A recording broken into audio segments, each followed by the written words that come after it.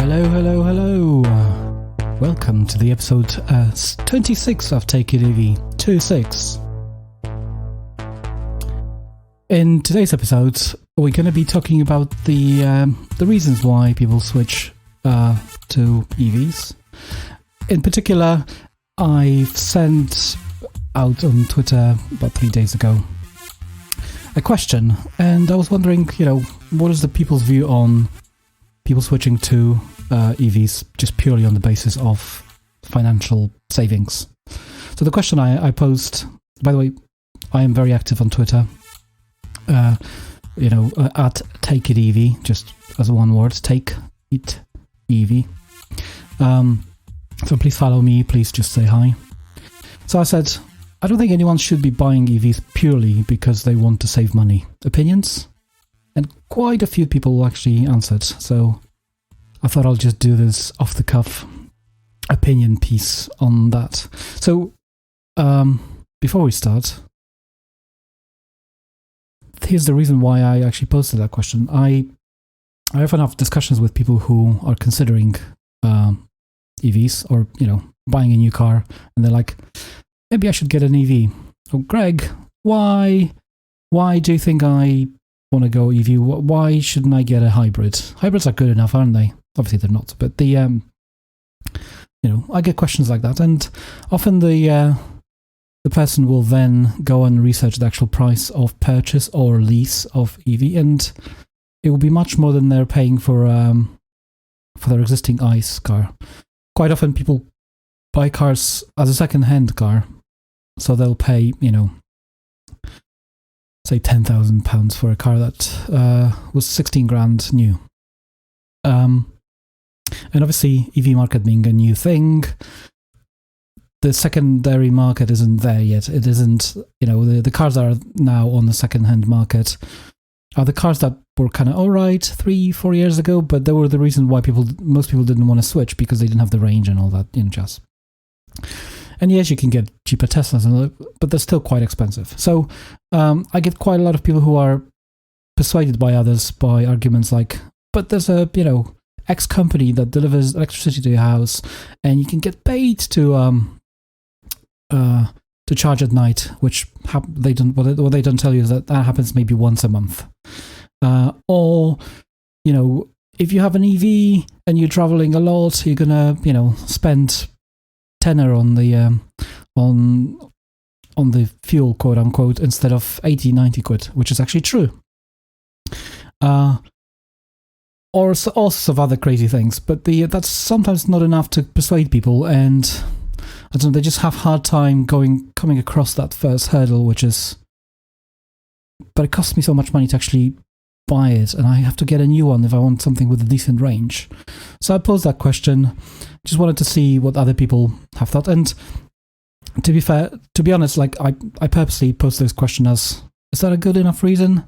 I didn't want to be, I don't always want to be just like happy clappy man just says, yay, EV everywhere, yay, always, yay, which, I am inside of me, but I have to be pretty practical about it. So let's see, I'm just going to go off the cuff, and hopefully the people won't mind.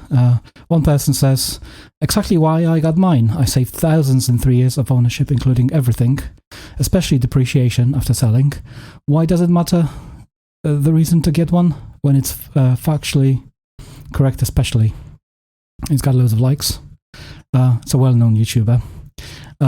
So that's why he probably got loads of likes. And this particular person actually researches the cars before they buy them, so they just don't go and buy the car at the first dealership. They get them, which is a good tactic, because you can save quite a few grand on the or thousands of pounds or dollars or whatever your local currency is, by just researching around. Sometimes it's good to travel to the other end of the country, because garages there might not sell as many cars as your local garage, and they might be happier to give you a discount. So let's pick somebody else. EV Nick says, I don't care. Shrug. If they do it for the money and it saves the planet, it's a win. I agree, Nick. so many EV converts I know have come into it from a wallet-saving company car tax point of view. I'm cool with being the gateway drug, says Johnny Smith, car pervert. Thank you, Johnny. That's a good point. I did not think there is anything wrong with that. The added benefit of better for environment sometimes comes later. That's true, actually. Quite a lot of people that I know got themselves an EV because, once you get an EV in an EV, you get this sort of adrenaline. You're like, this is amazing. This is, so much better than a nice car. It's fast, it's smooth, it's quiet. That persuades people sometimes more than the money-saving stuff. And then after a while, we kind of get this. I certainly did as well. You start caring actually for things that make noise or less noise. You start looking at things in a different way because your immediate environment is not cluttered. Like it's like cleaner your own house. There's a guy looking around his office with all the electronics bits scattered around.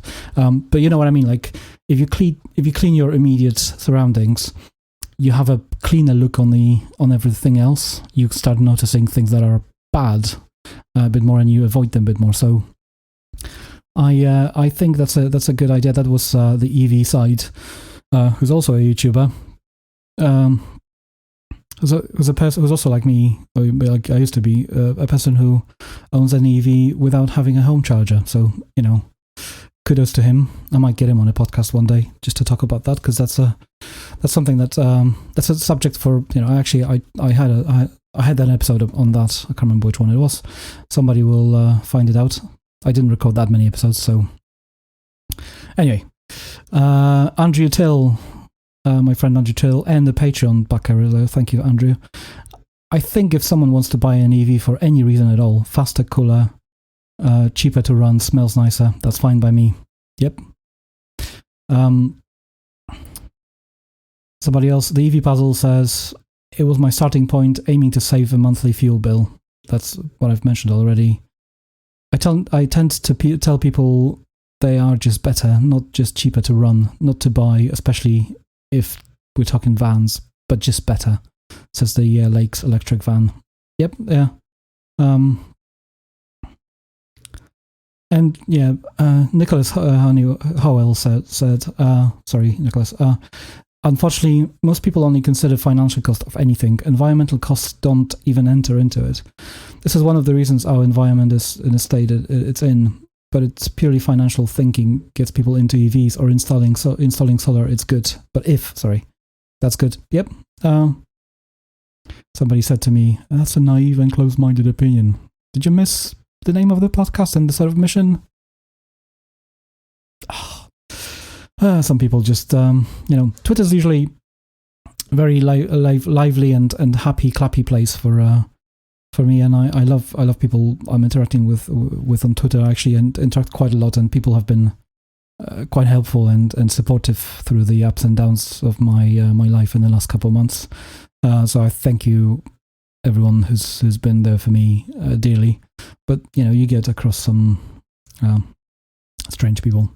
I did have, however, one person who had an EV for a couple of years, but then changed the job, and the new job didn't have the incentives. So some places will, especially when you need a car for your job or for whatever other reasons. I've never worked at a place that had an incentive like that, so I don't know. But they'll give you some sort of they have an agreement with a leasing company, and they'll give you some sort of a discount, just so you can get an EV and or a car, and it's a win-win for everybody. I suppose. I don't know. Again, I don't know how these things work, but somebody mentioned to me that they got it much cheaper. However, they had to change the job and just give the car back. And sadly, the new job doesn't have the EV incentives anymore. So, that's a person that basically didn't just keep and didn't just decide to spend a little bit more money on leasing just to save more potentially in the fuel costs. So that does happen. I don't know all the sort of exact calculations of that, but just to reiterate, I am all about EVs. Like, whatever the reason you get an EV, you will most likely like it, unless I actually, I'm always trying to get to the other side. Like, I'm trying to be the steel botting sort of person. Like, why would somebody have this? Because people generally have, for the most part, have a good reason and have a positive view of their own world and want to do good. People aren't just shitty for being, nobody wakes up in the morning. Seldom anyone wakes up in the morning and they're like, oh yeah, I'm just going to do something terrible to everybody. But they have their own kind of point of view and their own circumstances. So I can't really argue with that. I actually have lost the plot here. Anyway, onwards. Somebody else says, Charles Denham, the financial equation was my primary motivation for PCPing my e-Niro against a Qashqai or Sportage. It saves money on my work travel. That's quite true. If somebody travels quite a lot, it adds up. It happens to be better for the environment than a nice and a getaway into circular green economy, but got it primarily for financial reason. So there you go. Charles actually is one of those people who, got hooked in, but he probably travels quite a lot. So, I'm actually going to respond to him live on air, live quote unquote. How many miles do you do a month out of curiosity? Spell checker because I'm terrible at this. There you go. There you go, tweeting live on air.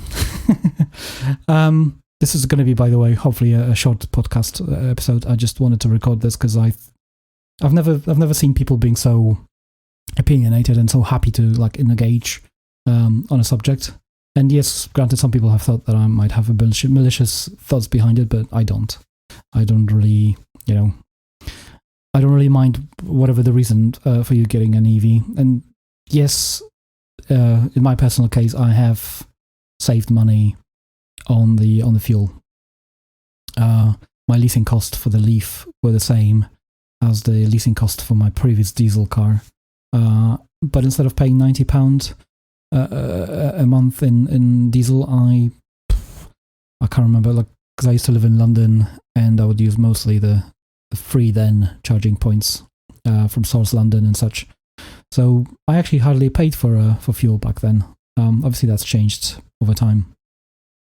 Now it costs me about £8 to fill up the Kia e-Niro, but then Kia e-Niro can do 250 miles instead of 90. So apologies for this. But yes, not everyone follows me, and loads of people have responded because other people have chimed in, so that's very nice. I just pull somebody else. Oh, somebody's been pointing to examples of the because loads of people have made that calculation, and there's loads of videos on YouTube of save money, get an EV, which again, it depends on where you are. I'm talking about people who, like I mentioned at the beginning of this episode, people who get usually a second-hand car, so it's usually fairly cheap already. It's a couple £1,000. People who aren't well off, not sort of lower middle class, people who live on salaries that are much lower than some of us are privileged to have. Those people will look at a brand new EV and look at even the cheapest sort of Chinese made MG ZS EV or one of those other cars, or Zoe, and £20,000 for them is still a lot. Granted, there's deals on those, so never. If I can give anybody an advice, never buy a car that's just off the shelf straight away. Wait a couple months, because usually things come around and they get discounted. So I'm just going to put a breather in here. What are your thoughts? Again, twitter.com/takeitev or @takeitev, TAKEITEV. Take it easy. and follow me and just ping me. Just let me know. What do you think? All right. Scrolling past my other responses and other people who had, who had different opinions, and his Steve, Kovo23. I've traded my Disco Sport for an ID4. Was costing me same loan to lease. No road tax, done 2,000 miles, and it cost me about 30 quid so far. No brainer. Yes, no brainer, yeah. And yeah, ID4 is actually a pretty a massive beast of a car for what it can do and for the price. So I do like the fact that the VW is very serious about EVs, and loads of people actually, especially around where I live. I know I used to complain that I didn't see loads of EVs, but I am starting to see more and more ID3s now, and it's funny because electric cars have been available with a decent range for quite a long time, and ID3, I don't know which models they have, these people who are living in the area, but ID3 generally is not a car that's the most efficient. I found in my yet to be released a YouTube video about it. By the way, I do have a YouTube, or we have, as a Take It EV podcast, because it's not just me doing it all the time. We do have a YouTube channel. Please, it's the same name. I have very few subscribers compared to the number of downloads of the podcast, so please subscribe. Again, just search for Take It EV with spaces. Take It EV on YouTube, and you'll find me there. Please subscribe, because that will help me. That will motivate me to actually produce more videos. Anyway, back to the subject. Subject is, should you switch to an EV purely on financial basis? So let's talk about other people. People who, there's a lot of people who just lease the cars. There's a reason why the leasing and PCPs or whatever other HPPs, other systems you're on, leasing is the thing. People generally want to drive something that's newer, cooler, and better. And in the past, a lot of people would switch their cars every three years and just keep on paying the same monthly. I don't think that's necessarily necessary anymore with the latest EVs. Once your car can do in real life over 200 miles on a single charge, until a car comes that can double that, I don't think it's worth changing every 2-3 years. But we'll see what the curvature of the progress is. Who knows? I might be wrong on that in the future. But loads of people do that, and I think for those people, it should be a no-brainer. If you in 2021, 2022, if your car lease expires and you've got a nice car, and generally you're not doing crazy miles, or even if you do, there's enough charging infrastructure in the country, in the UK at least, for you to switch. That you should just be able to get in and just get an EV. And when I got my first EV in 2015, at the end of it, maybe hybrids made a sense, plug-in hybrids especially. Today in 2021, it's just a pure greenwash. There's just no other way about it. Don't fall for a hybrid. The salesman will try to sell you whatever they have to sell that day. Just get in and do your research, look around, shop around, like Andrew has said on Twitter, and like he does in his videos. Shop around and find yourself a good deal, and get an EV. Sometimes there's a bloke in I can't remember what the place is called, somewhere past Liverpool, who sells MGs these days. I think it's Charlie Group. I think that's the name of the garage. Sorry if I butchered it. I'm sure they'll shout at me on Twitters. But that is 5-6 hour drive for me. I'd gladly do that or even take a train to Liverpool and then take a local taxi or whatever. just to get if I could save a couple £1,000, I'm happy to spend a day traveling and doing that. That's a no-brainer to me.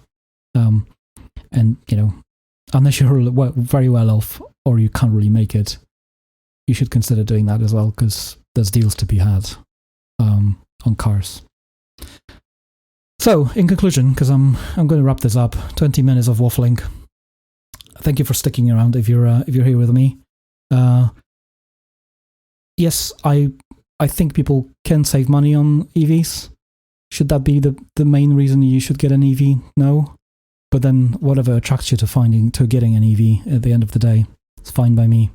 So, share your thoughts with me. Again, at TakeItEV on Twitter, takeitev@gmail.com if you want to send me an email about anything. And consider following me on Patreon as well, if you look for Take It EV there. And, maybe drop me a quid or two. That would help me. And I don't want to end on a downer, but I've had a quite rough 3 months of my personal life, hence why there weren't too many updates, and just I had to reconsider loads of things in my life, and certainly getting a financial backing from people, even if it's just voting with a quid a month, helps tremendously. It just means that people are listening, people do care, and I don't do this for money. Like I'm losing money doing this podcast. Just help me lose less money. Anyway, it's Greg signing off, and thank you for listening. Bye-bye.